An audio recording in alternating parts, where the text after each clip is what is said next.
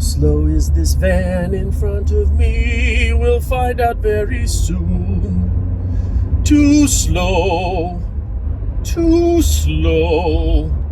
We shall pass him before the freeway on-ramp. And we have. Hello everyone, welcome to Driving While Josh. I'm your host Josh. We are recording live from our mobile Honda studios, sponsored by Civic. It is Veterans Day. Wonderful day to remember those men and women who have served to protect the lovely freedoms that we enjoy here in America. And I thought it'd be fun, since it's about 100 years out from World War I, to share a few stories about some veterans from World War I that just, I love these stories. I just thought I'd share them. Alvin York. Now, Alvin hailed from Tennessee, and he was a conscientious, he didn't want to fight, right? He was against war. He was against fighting. He claimed, hey, it's against my personal religious beliefs. I don't want to do this. The Army said, hey, man, that's great. Here's your rifle. Get out of here. So they sent him over. He's in France, I believe, 1918. All these stories happened in 1918. He and his buddies, about 17 of them, had just captured this small German regiment. When out of nowhere, some other Germans show up with some machine guns and start firing on him. 9 of his buddies just get cut to pieces right away. He dives out of the way, finds some cover, and I guess his desire to live was greater than his desire to be peaceful, as machine gun bullets were flying over his head. But when he was growing up in Tennessee, he was a crack shot. He was a turkey hunter. He was really good, apparently. And he was picking off these Germans from cover with his rifle. Eventually gets to the point where he's killed a whole bunch of these guys. The guys running the machine gun placements are all out. He's out of bullets. So the Germans are like, we are going to turn this dude into hamburger meat. Pop the bayonets on him, on their rifles. 6 of them. Charge him. Because he's out of bullets. He's not firing anymore. And like a scene out of Indiana Jones, he stands up as these guys are charging him, pulls out his .45 pistol, and just go bam, bam, bam, bam, bam, bam, bam. All 6 of them dead. And so he and the surviving 7 guys, I guess, that are with him, end up capturing like 132 other Germans. It was a huge thing. He wins, the Medal of Honor, Distinguished Cross, all this stuff for acts of bravery. In that single fight, he took out like 20 Germans by himself. Just amazing. And then when he's done with the war, didn't want to have anything to do with the accolades or the fame that came through his bravery. And it just goes back to being a farmer and helps build schools in Tennessee. Little did these kids know, the guy helping build the school was a stone cold Rambo-like killer. If you corner him, obviously. So that was Alvin York, World War I, 1918. Thank you, sir. There's also probably my favorite story, Henry Johnson. Now, Henry, he was part of the Harlem Hellfighters. It was an all-black National Guard unit. They're actually one of the first groups to go over, American groups to go over to Europe. And they were stationed in France, and they get over there, and what's the first thing the French start having them do? Unskilled labor. Hey, welcome Americans, and now go dig a toilet, please. Thank you.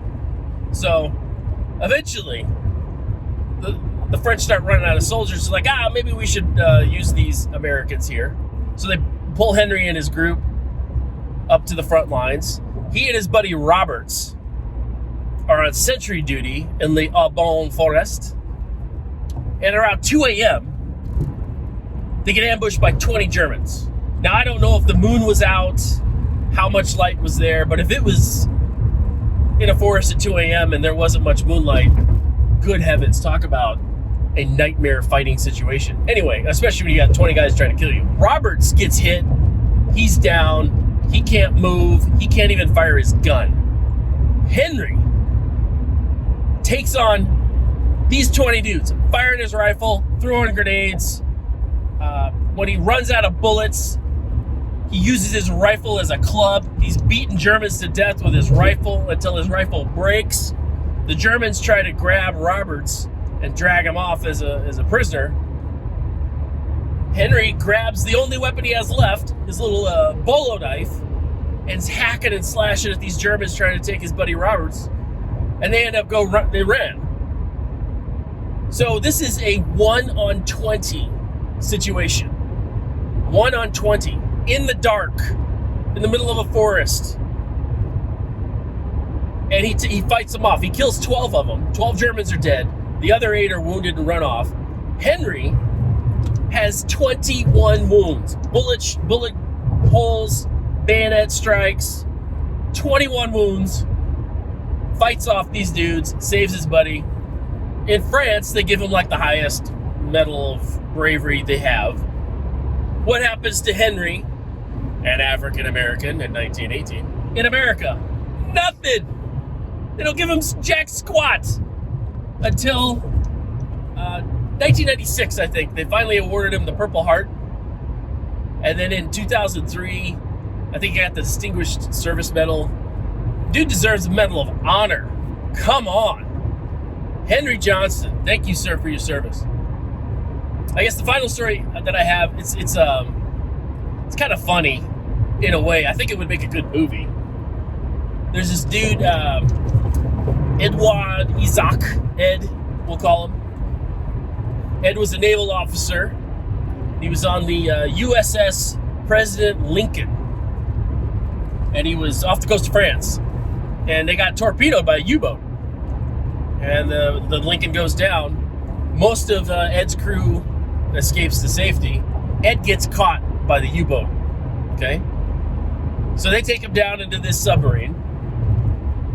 And, back in World War I, submarines were not very big. I remember in Boy Scouts, we slept overnight in a World War II sub.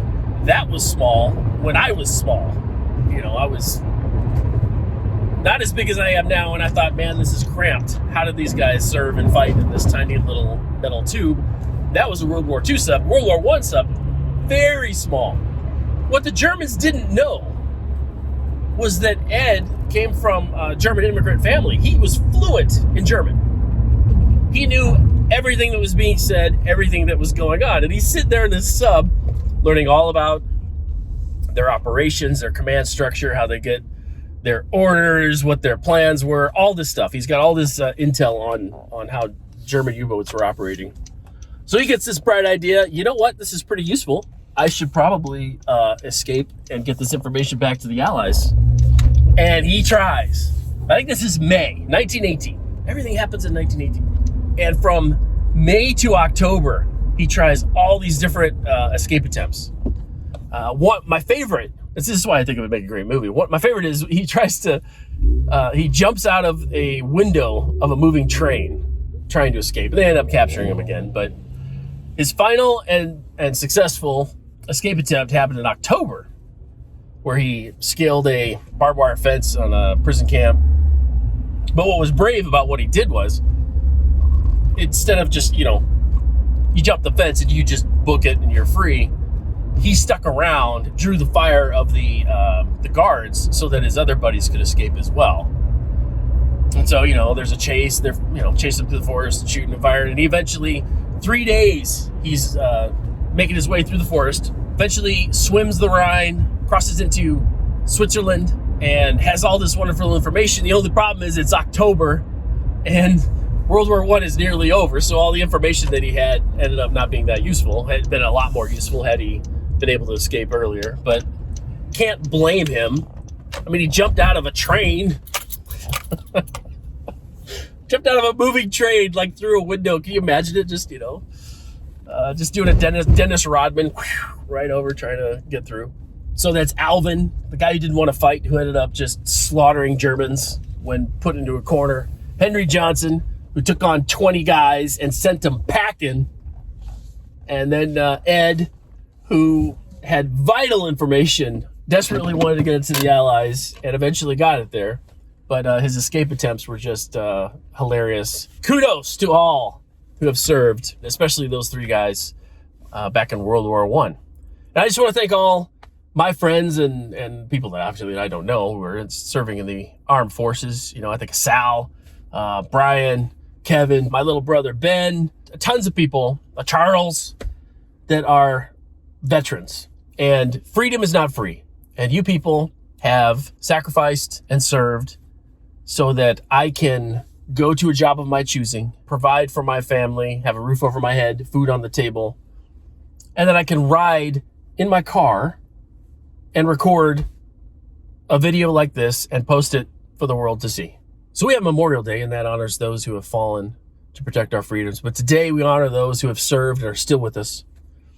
I know I just did some stories of guys that are no longer with us, but that's because of time. It's not because they died on the battlefield. They were veterans. They survived the war and came back.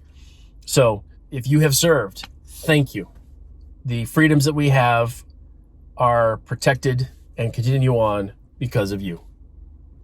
Happy Veterans Day. Until next time.